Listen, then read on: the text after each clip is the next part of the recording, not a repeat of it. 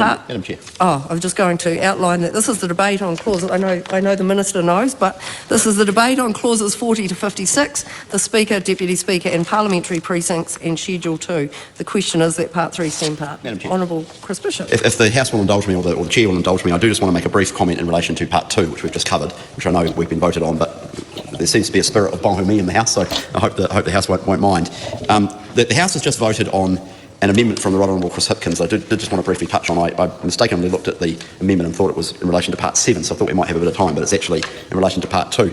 The House has just voted that to clarify that the House of Representatives cannot imprison for contempt, and that is an important change.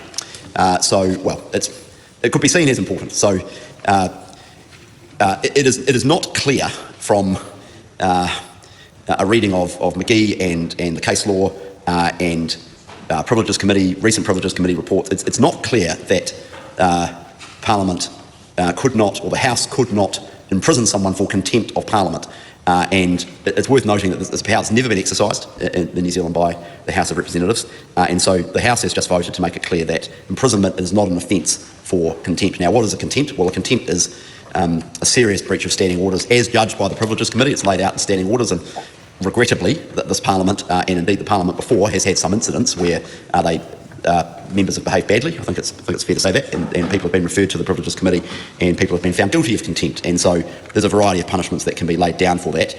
What we've been discussing, or what has been discussed, is whether or not the extremity of the punishment could extend to imprisonment, and we've now decided that that is not the case.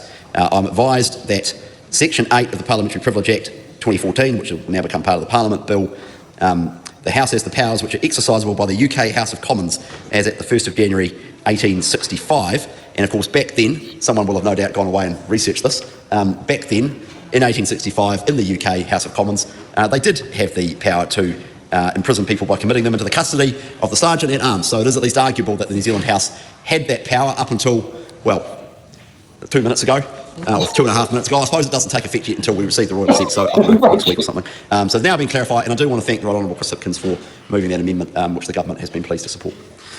Thank you. That's a very important clarification. So is this in response? No, or is this part sorry, 3? I'm on. Thanks for watching. Make sure you're subscribed to our Facebook, YouTube, Twitch, Instagram, TikTok. News, guide, the order, paper.